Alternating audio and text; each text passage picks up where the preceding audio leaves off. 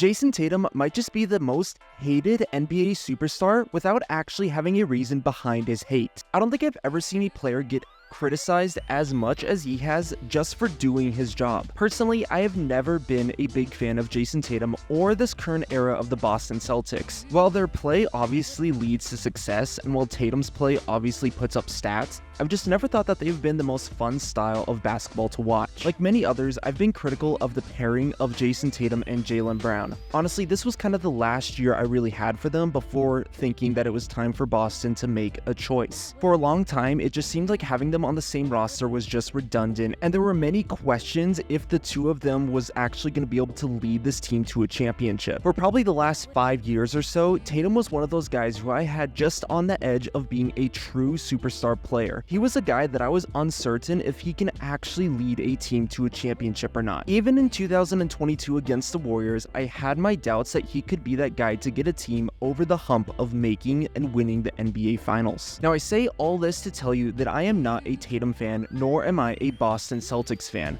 Honestly, like a good NBA fan, I hate the Celtics. And while it's clear that Jayson Tatum has underperformed compared to what we saw in the regular season, he has started to receive too much hate compared to the play he is given in the finals. He's not going to win Finals MVP, he hasn't been Boston's best player, and honestly, this series is probably not going to help his legacy in any meaningful way. Honestly, it might hinder it more than anything else. But it's time to talk about the effectiveness of Jayson Tatum that goes beyond the box score. His shooting stats have been atrocious since the finals, and this was a series where I had expected Tatum to be able to take over. This Dallas team was never that good on defense, especially with the backcourt of Kyrie and Luka. You would think that it would open up plenty of opportunities for Jayson Tatum to succeed primarily through scoring. But while Tatum has been effective, it hasn't been through his scoring. He's shooting less than 30% from 3 and less than 40% from the field. Jaylen Brown has been scoring nearly 3.5 more points per game than him, and it's clear that if the Celtics win,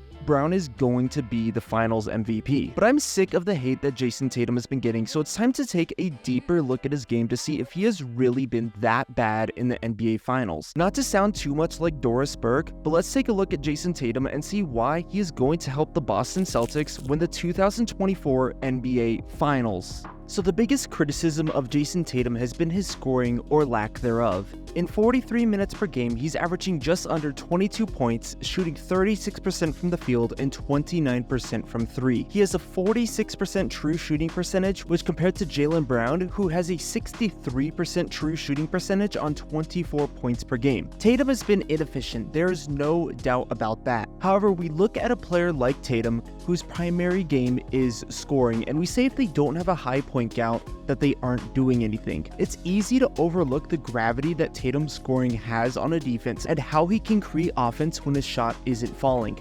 For Tatum and the Celtics offense, this is mostly seen through driving and kicking the ball out.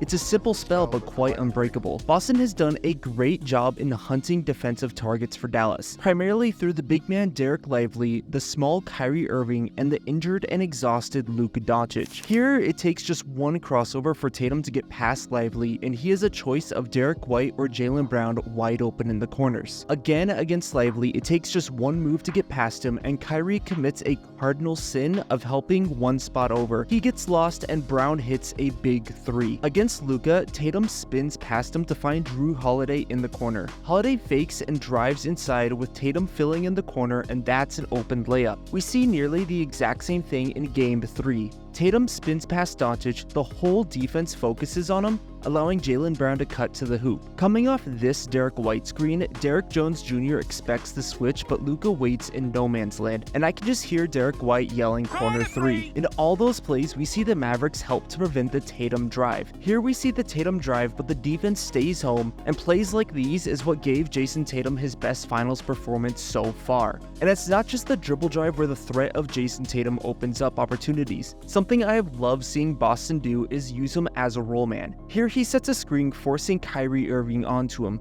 Tatum immediately starts to back him down, forcing PJ Washington to rotate over. Jaylen Brown doesn't have anybody near him for a country mile, and that's an easy find. Again, he gets Kyrie on him. The defense has to stay away to respect Brown and Horford, and by the time they collapse, Tatum is already rising up. Dwight Powell is late helping off Al Horford, and he's forced to foul Tatum right here. And Jayson Tatum has been incredibly effective when getting a mismatch, especially against Kyrie Irving. But the little success that Tatum has had in scoring has come against Luka Doncic. Luka is carrying a massive offensive load while playing through an injury, making him even more of a turnstile, most notably seen in Game 3. But Luka just simply cannot stay in front of Jayson Tatum, nor can he meet him at the rim. Studying Tatum over these last 3 games, the Mavericks have just been lucky.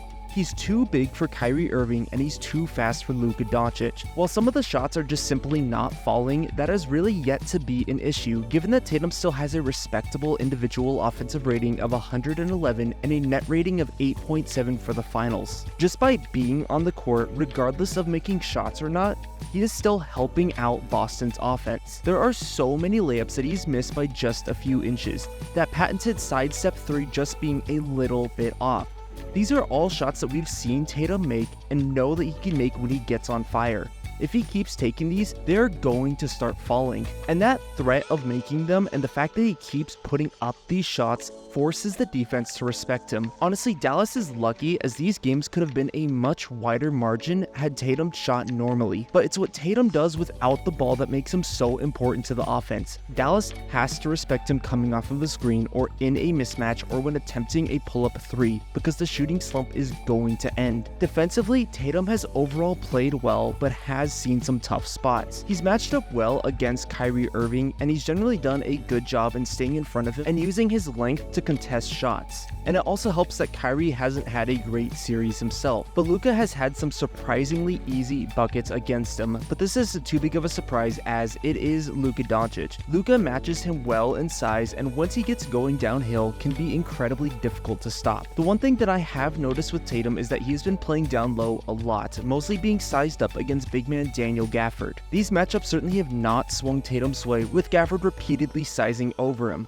Overall though, I can't complain about him on defense. Even the best defenders can get outsized, and anybody is going to have a bad moment when facing Kyrie Irving or Luka Doncic. Jayson Tatum has underperformed in his second ever finals appearance. He's not going to win a finals MVP.